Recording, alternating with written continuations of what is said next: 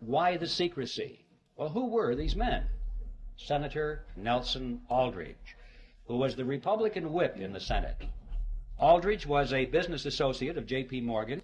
He was the father-in-law to John D. Rockefeller, Jr., which means, of course, that eventually he became the grandfather of Nelson Rockefeller, our former vice president. The second person at the meeting was Abraham Piatt Andrew, who was Assistant Secretary of the Treasury. Frank Vanderlip was there.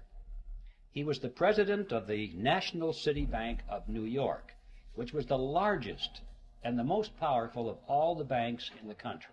Representing the financial interests of William Rockefeller, Henry Davison was there. He was the senior partner of the J.P. Morgan Company. Charles Norton was present. He was the president of the First National Bank of New York, which was another one of the giants. There was Benjamin Strong, who was the head of J.P. Morgan's Bankers Trust Company. And finally, there was Paul Warburg, who was probably the most important of all the men there because of his knowledge of banking as it was practiced in Europe.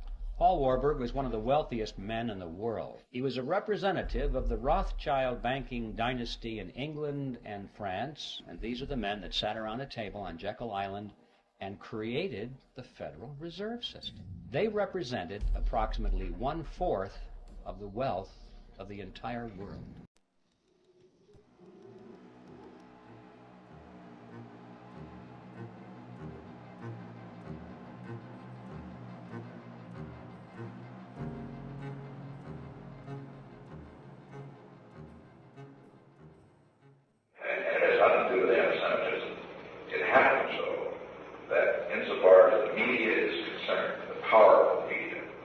They've got it. They've got it right by. And they're the ones putting out the pornographic stuff and putting out everything. I don't know why they do. You see, the Bible makes a distinction, Mr. President, between two groups of Jews. One is called the synagogue of Satan. The Bible says there are two different kinds. There are two different kinds. There are those people in the latter days is called the remnant of God's people, which will be Jewish people. And then there's the synagogue of Satan. And nearly all of your religious deceptions in the latter days, what the Bible speaks, latter days can be 1,000 years, what they call the synagogue of Satan. In other words, they are energized by a supernatural power called the devil. This is what the Bible teaches, whether you believe it or don't believe it. This is the biblical teaching, and this is what I believe. And I believe that they have a strange brilliance about them. Oh, they're smart. And they are energized, in my judgment, by a supernatural power. Well, also they do something else, but they're not only smart, they stick together. And you see, of course Hitler didn't, they had a stranglehold on Germany, on the banking of Germany, on everything in Germany. And the media, they had the whole thing, you see. But he went about it wrong. But this stranglehold has got to be broken, or this country is going to go down the drain. You believe that? Yes, sir. I can't ever say it, but I believe it. They built a ship of death called the Titanic. The sinking of the Titanic was a design of the Jesuit order to get rid of the opposition to the creation of a central bank in the United States. And the men on the Titanic were opposed to a central bank. They had to die. Among those were John Jacob Astor, Isidor Straus, Benjamin Guggenheim, and a host of other millionaires who were opposed to a central bank in America. Therefore, they had to be taken out of the way. And they were on the Titanic.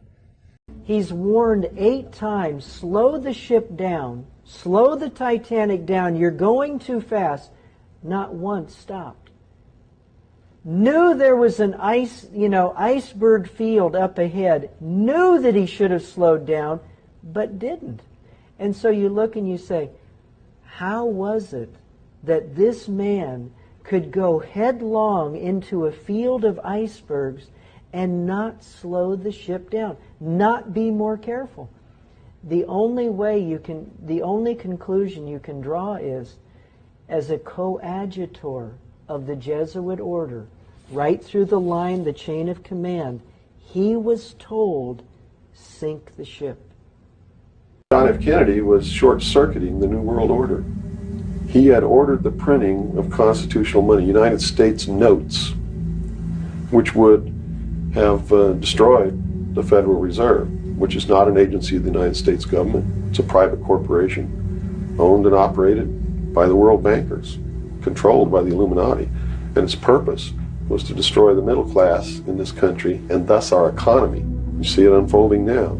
You are seeing, and I predicted this well in advance, you are seeing the destruction of the economy of the United States. And it will continue. It will not get better. It's downhill from here on out. Unless we nationalize the Federal Reserve, lock up the criminals who own it, cancel the debt, which will then bankrupt the Illuminati, which is exactly what we ought to do, print constitutional money, which cannot be usurped, which cannot lead to our destruction, and go back to what we're supposed to do, and quit contracting for benefits. We're escaping from the laws of nature, and there's a terrible consequence for that.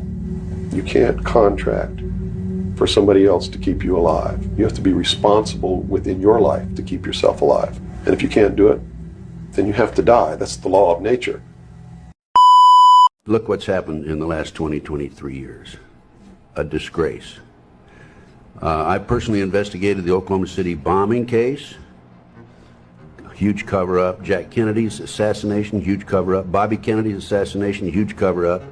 World Trade Center, huge cover-up. Okay, terrorism. They're using it as an excuse to take away our constitutional rights and our civil liberties. The Bilderbergs,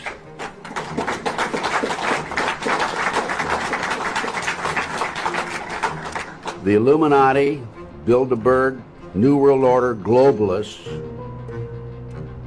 are the element behind this.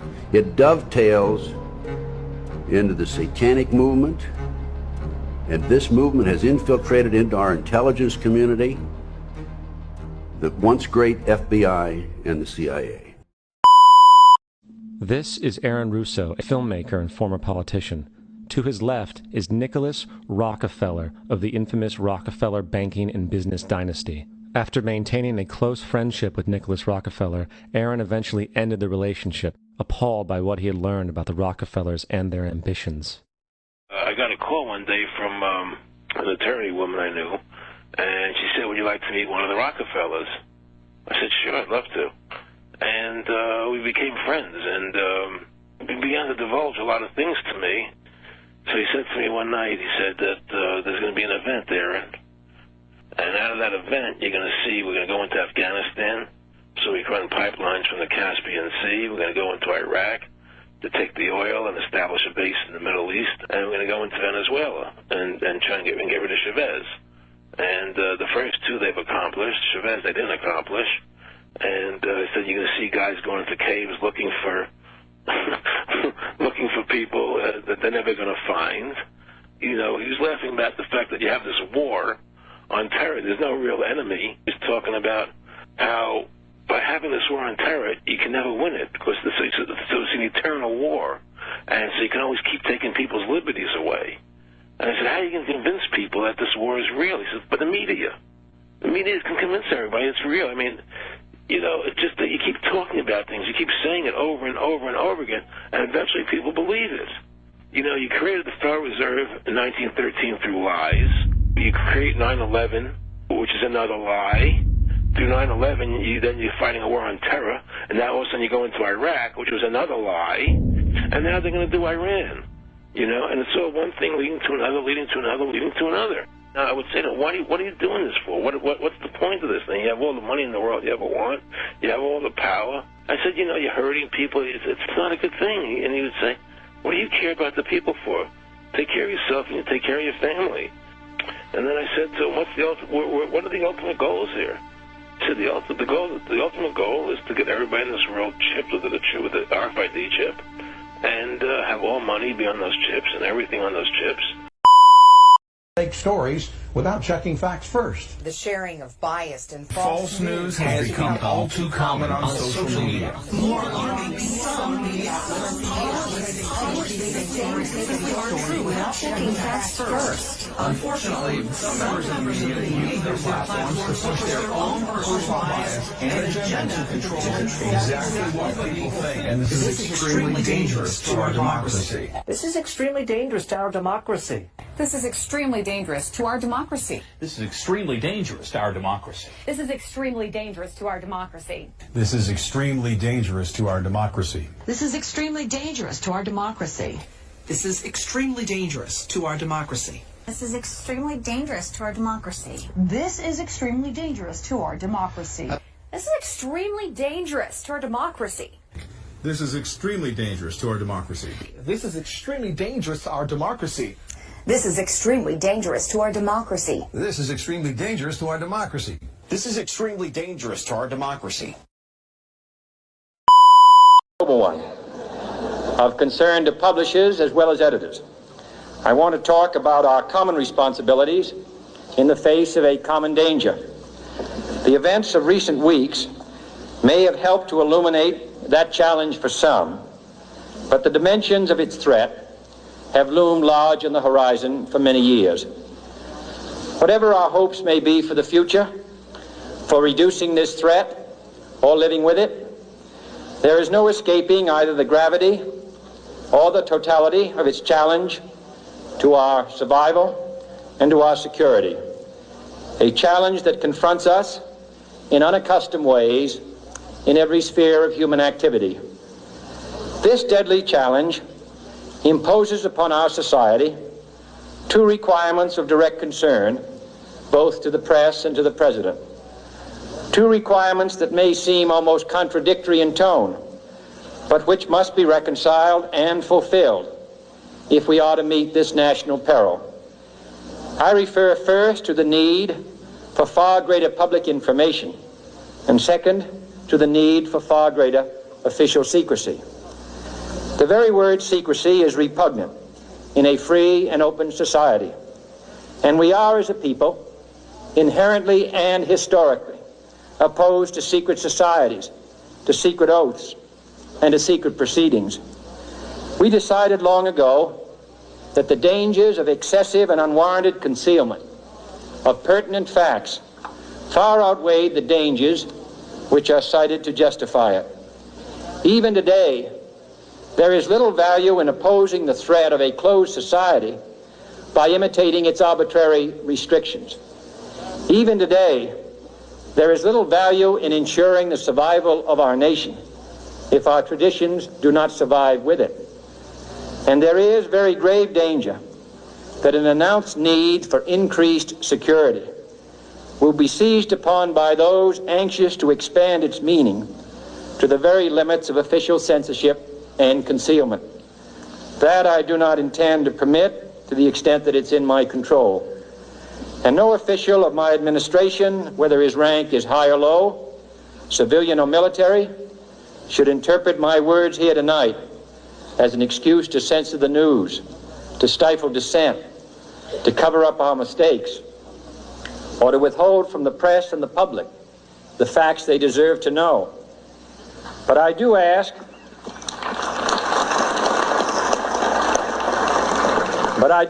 every publisher, every editor, and every newsman in the nation to re-examine his own standards. In Europe, a man by the name of Rothschild, who claimed to be Jewish, made this statement. He really didn't care who was king or ruler, as long as he controlled the family. Rothschild had 5 sons, and he sent those sons into different parts of Europe. He sent one son to England, one to France, one to Italy, one to Austria, and one stayed at home with the father in Germany. and they all became a part of the House of Rothschild, but through manipulation of money, the son in England grew up, and that became the Bank of England, the Bank of France, the Bank of Italy, the Bank of Austria, the Bank of Germany. These were central banks that printed the money of these nations that now were in the hands of a family that had spread out with not the intention of doing good, but the intention to become manipulators and controllers of the destiny of the world and nations. Come on. Go ahead. Europe had many conflicts, and the Rothschilds would finance both sides. What you don't understand is that war is a manipulation of money. You think you're fighting for democracy. A war to end all wars. Let peace reign in the earth. This is the tricky language that the wise and wicked use to trap the poor and the weak. Are you listening? Come on. The House of Rothschild became so strong that even when America was established, they kept through their agents in America trying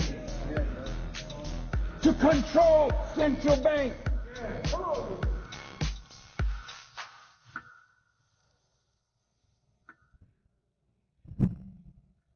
It hurt to read of the Civil War.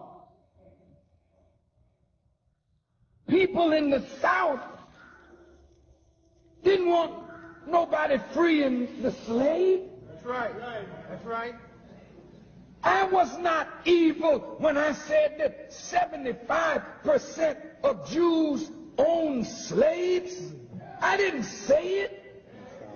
You all wrote it in your history. Now wait. If you own slaves and they were the bedrock of your wealth, you did not want America free.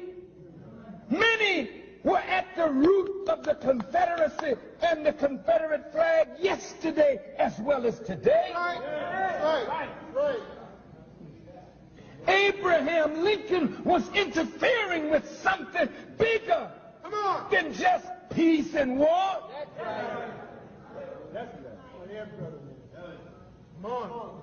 Rothschild, through his agents in America, financed the North and financed the South. And more lives were lost of poor people who are idealists, thinking that they're fighting for these noble principles. And all at the same time, you're making the rich richer, but they're enriched at the price of your blood and the blood of your... Banks are special, and the banking license is something special. It gives you special powers, because you have to have the knowledge to use that wisely. But if you use that power wisely, it is amazing what you can do.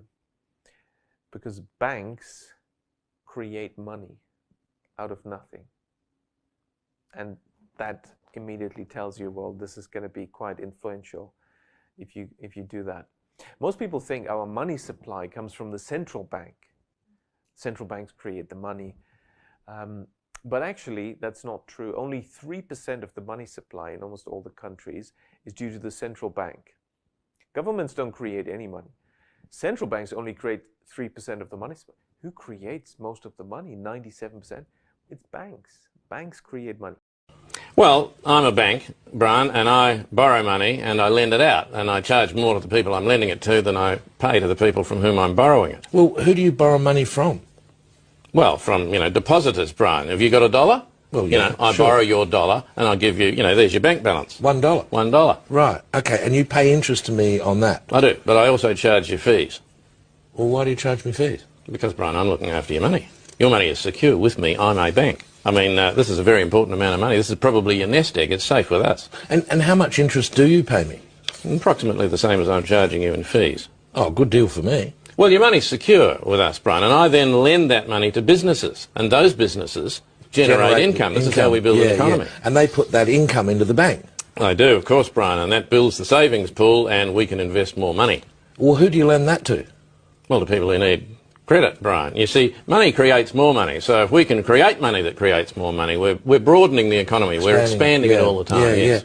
But shouldn't people just buy the can afford? You don't need to afford the things you're buying, Brian. You need to afford the interest on the money you need to borrow in order to buy them. Do people need to be buying these things that they can afford? Obviously they think so, Brian. I mean, these things are advertised to people as very necessary, very important, and deeply, deeply attractive. Well, who's advertising things that people don't need? The companies we're lending the money to. What's the future of the American economy and way of life? Why does the government tell us inflation is low when the buying power of our paychecks is declining at an alarming rate? Only a generation ago, bread was a quarter, and you could get a new car for $19.95. The problem is that since 1864, we've had a debt-based banking system. All our money is based on government debt. We cannot extinguish government debt without extinguishing our money supply. That's why talk of paying off the national debt without reforming our banking system is an impossibility. That's why the solution does not lie in discussing the size of the national debt, rather it lies in reforming our banking system. In 1994, the World Population Summit in Cairo, Egypt, had 160 nations participate, where they all agreed that the human population was out of control and must be stopped because the world was running out of resources. An agreement was formed that would mandate the reduction of humans from 6 billion to 800 million by the year 2030. This meant finding a method or methods to wipe out nearly 95% of the population. Solutions were discovered, investigated, tested, then created, and have been in full force since. The procedures have been inflicted onto the human race are as follows. 1. Toxic levels of chemically enhanced fluoride have been secretly added to our drinking water over the last 20 years in every city and community on the planet. I personally oversaw the delivery of fluoride barrels to Denver, Chicago, Tampa, and Minneapolis water departments. The adverse effects of fluoride poisoning to the human body are numerous and debilitating. The effects to children is damage to their neurological development, among other serious ailments. 2. Man-made viruses and diseases. The AIDS virus, which was a designer byproduct of the American Disease Institute, was distributed through vaccines to the public in 1980. Instituted as a preliminary population control tactic, the results were successful and led to more lab-produced viruses that have since been unleashed onto the public. Among those is the development of a mutated version of the common flu to replicate the 1918 influenza pandemic that killed 40 million people. The first strain of this new flu virus will be released to the public in late 2017. So if we see a flu outbreak in the late 2017 or early 2018 that's killing people, we'll know this is true. All right. 3. Killing us from the air with neurotoxins, barium chloride, cancer microbes, and viruses by way of chemtrails. Released into the skies daily over all inhabited regions by military aircraft. The effects of these toxins are severe and over time lethal, causing respiratory ailments, cancer, damage to the immune systems, and sterilization in men. Since the chemtrail plan was implemented, sperm count in men has dropped nearly 50%. If this isn't reversed soon, the human race will face early extinction. Now the grand finale. This is some scary shit. In March 1997, an event known as the Phoenix Lights became the most infamous UFO sighting in history. A mile-wide vessel, clearly not man-made, flew slowly and silently over the state of Arizona and was witnessed by 10,000 people, including the governor of Arizona. To date, there has been no reasonable explanation. But for every witness interviewed, the craft was as real as anything they'd ever seen. Their lives were transformed. They now believe that we truly are not alone. However, there is another truth, for I know what they really saw. 1986, while stationed at an underground installation near Boulder, Colorado, I was introduced to Project Skybeam by Lieutenant General Andrew Garris. I was then led down a corridor and into a large hangar where a stealth bomber hovered only 20 feet above me. I stood there confused, and Garris looked over at me and smiled, then asked if I was certain of what I was seeing. I replied, of course. What else could it be? I was then shocked to find out that this wasn't a real craft. It was a projected hologram. Since the early 1950s, scientists have been developing holographic technology, and over the years improved it to a state that we can only imagine. I stood there staring at the bomber, which looked so absolutely real and solid that I could reach up and touch it. I contemplated the possibility. What if this projection was 1,000 feet up in the sky? How would anyone know that that was an illusion? The Phoenix Lights craft, witnessed by 10,000 people, was the first grand-scale skybeam test on the public. It succeeded beyond expectations. In October 1938, Orson Welles unleashed his War of the Worlds radio broadcast to the American public. It was so realistically portrayed, vast portions of the population went into panic. Terrified citizens scrambled to evacuate their cities in droves. America had been easily tricked by very simple means.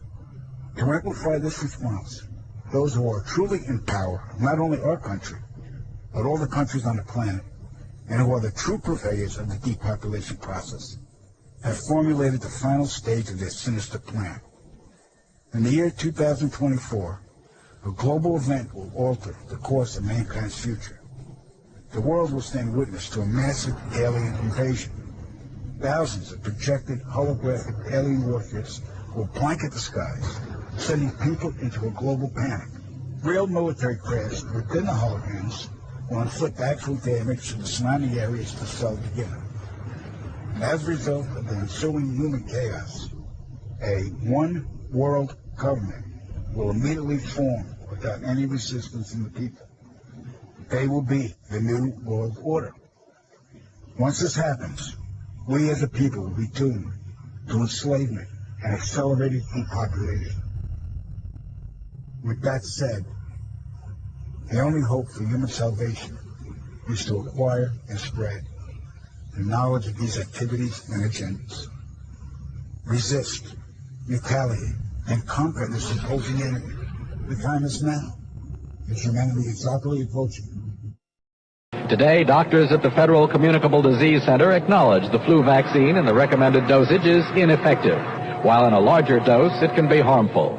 However, the flu vaccine is still recommended for old people and the chronically ill. Last month, a Senate subcommittee headed by Abraham Ribicoff charged that the federal government wasn't doing a good enough job of informing the public about ineffective vaccines. Scientists at the Division of Biologic Standards test vaccines for their potency and safety before licensing them for public use. However, the division does not determine the effectiveness of the vaccine. That is left to the manufacturers. A case in point is the influenza vaccine. 4 scientists in charge of work on the flu vaccine during the 1960s found it to be ineffective, said they refused to give it to their own families. 2 were transferred to other work, a third left the division. And over the entire 10-year period, not one word of their unfavorable findings was allowed to be published. But a more serious case involving the relationship between the leaders of the division and their scientists involves the adenovirus vaccine, a vaccine given to thousands of American soldiers to prevent certain cold-like symptoms. When it was shown that the vaccine contained a contaminant which caused cancer in laboratory animals, it was taken off the market. That the vaccine contained a contaminant which caused cancer. But that was 3 years after the division's own scientists had pointed out the danger. Dr. Murray justifies the use of the vaccine by saying it took 3 years to examine the evidence against it. It was more important to use the vaccines than to take them off the market and remove the agent. It's more important to use the vaccines than to take them off the market and remove the agent. But since the agent couldn't be removed, there was no other course. Thus, for 3 years, American troops were injected with a cold-preventing vaccine which was causing cancer in laboratory animals. Some of the division's scientists who charged they were prevented from publishing results of experiments which show some of the vaccines to be ineffective. The control officer in 1960 who has grave doubts about the potency of influenza vaccine. These doubts were made known to the director of the division and through the proper channels. Now, because propaganda doesn't tolerate argument, it always entails extremely rigorous censorship of the counter-narrative. It must be vilified, it must be condemned, it must be blacked out. Will you provide a list of every website and hashtag that Facebook content moderation teams have discussed banning on the Task platform? I would be happy to follow up with you or your team to discuss further how we might move forward on that. But will you commit to providing the information you have logged on the Task website about content moderation that your company has undertaken? Yes or no? Senator, I think it would be better to follow up once I've had a chance to discuss with my team what any sensitivity around that would be. We could, of course, subpoena this information, but I'd much rather get it from you voluntarily. But I think let everybody take note that Mr. Zuckerberg has now repeatedly refused to provide information that he knows that he has and has now acknowledged. Just to clear up one point, I mean, my understanding is that these vaccines do not modify your DNA or RNA. So I think that's just an important point to clarify. If I'm getting anything wrong here, of course, correct me. But no. But just to make that clear. I share some caution on this because we just don't know the long-term side effects of basically modifying people's DNA and RNA to directly encode in a person's DNA and RNA, basically the ability to produce those antibodies, and whether that causes other mutations or other risks downstream. But the real kicker is right here in the policy where Facebook says it would remove any content that, quote, claims the COVID-19 vaccine changes people's DNA. Dr. Fauci collaborated with Mark Zuckerberg. There were emails between them. And this is a complete conflict because Facebook is invested in the vaccines. Google is invested in the vaccines. They have a conflict of interest. Microsoft makes the vaccine passports. And yet Dr. Fauci, who's not supposed to be coordinating health policy with for-profit stakeholders who have a conflict of interest, he was taking input and apparently aligning his message with what these tech bros wanted to have happen. As a doctor, I have never seen something so injurious to the human body. It invades the brain. It invades the heart. It causes brain and heart damage. It invades the bone marrow. It stimulates antibodies to actually start to attack our own platelets and our other cells in our body. It causes blood clotting and damage to blood vessels like we've never seen. Data from University of Pittsburgh suggesting it causes cancer.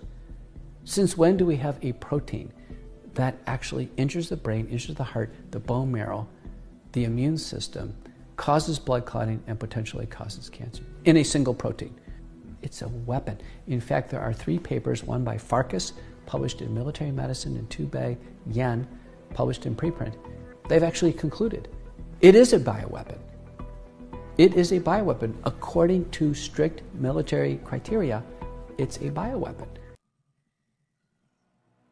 Dr. Kary Mullis was awarded the Nobel Prize for his invention of the polymerase chain reaction, the PCR. The PCR is a method of analysis and wasn't designed to test for a virus. Mullis explains why. And with PCR, if you do it well, you can find almost anything in anybody. It starts making you believe in the sort of Buddhist notion that everything is contained in everything else, right? I mean, because if you can amplify one single molecule up to something that you can really measure, which PCR can do, then there's just very few molecules that you don't have at least one single one of them in your body, okay? So that could be thought of as a misuse of it, just to claim that it's meaningful. The PCR test can potentially find anything you are looking for, depending on how high you turn it up. And this is exactly what has been done. The official protocol given for the PCR testing of COVID-19 created a floodgate of false positives to skew the results. They call it asymptomatic because it's a lie. These people don't have symptoms because they don't have COVID-19. They do it today because they've done it in the past and always gotten away with it. 30 years ago, Anthony Fauci, head of the NIH, made a name for himself by pushing for higher doses of the deadly drug AZT, an old cancer chemotherapy too dangerous for approval, onto AIDS patients. Kary Mullis was hired to measure HIV in people's blood samples with his PCR. He was working under the premise that HIV was the probable cause of AIDS. But when he went looking for the proof, he found there was none. They just made it up. What is that paper? Who do I go to for that? And I looked around, I asked a couple of virologists at that company, and they said, no, you don't have to reference. I said, I have to reference that because I don't know where that came from. How do I know that? And it turned out that nobody knew it. And I was getting really freaked about that. That's when I first started saying, they don't know. Nobody really knows. This whole thing is a big sham. Mullis pointed out how the CDC was losing money and how the HIV-AIDS connection brought their profits back in the black, and how the men at the highest levels were all in on it. Kary Mullis knew these men were dangerous. They don't want people like me walking up and asking them those kind of questions, and they're willing to go to great lengths to prevent that. They're out on a limb. I wouldn't want to be there with them. But he was still outspoken. When ABC's Nightline approached him about doing a documentary on his work, Mullis convinced them to cover the HIV debate after nearly a decade of ignoring it. In a 1994 interview with Celia Farber for Spin magazine, Kary Mullis expressed how he really wanted to expose Anthony Fauci and Robert Gallo. He said that he'd be willing to chase the little bastard from his car to his office, a Nobel Prize winner trying to ask a simple question from those who spent $22 billion and killed 100,000 people. It has to be on TV. I'm not unwilling to do something like that. Unfortunately, not many people were listening back then. And on August 7th, 2019, just about 3 months before the first utterance of COVID-19, Kary Mullis, age 74, a Nobel Prize winner, inventor of the PCR test, a man who was once willing and eager to expose Anthony Fauci, quietly died of pneumonia. The timing of it all is mysterious to many of us.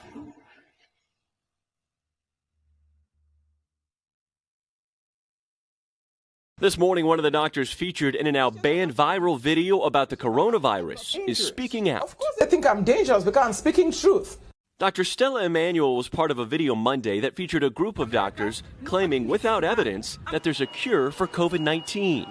In the clip, Emanuel pushes hydroxychloroquine as part of a cure for the disease, a view largely discredited by health experts.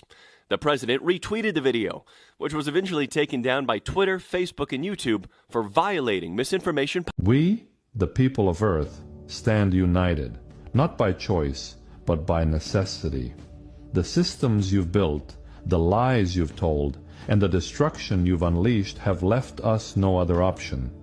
To every government, every institution, every so-called leader, your time of unchecked power is over. For centuries you've ruled through division, pitting race against race, nation against nation, the rich against the poor, while lining your pockets and choking the planet. You've sold us false promises, hollow dreams, and the illusion of progress while poverty deepens, inequality grows, and the earth burns. You think we don't see it? We see everything. We demand representation, true representation, not leadership that serves the interests of corporations and the greed of the few, but leadership that answers to humanity as a whole. Leadership that prioritizes life over profit, justice over exploitation, and survival over endless consumption. The old lies won't work anymore.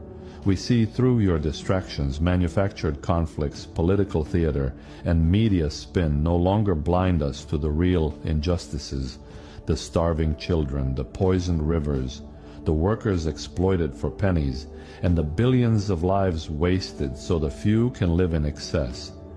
We have a vision, a world where no one goes hungry, where health care isn't a privilege but a right, where education is universal and no child grows up in fear, where the air is clean, the water is safe, and the planet is habitable for generations to come. And here's what you feared the most. This isn't just a dream. It's possible. It's within our reach. But we also know why it hasn't happened. You, the profiteers of destruction. You, the architects of inequality.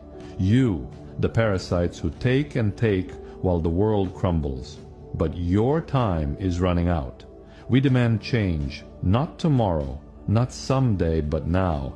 And if you refuse, we'll make it happen without you. To every corrupt leader, every corporate titan, every manipulator of truth, you have two choices. Join us in building a future where humanity thrives, or be left behind by the tide of progress. This is not a negotiation.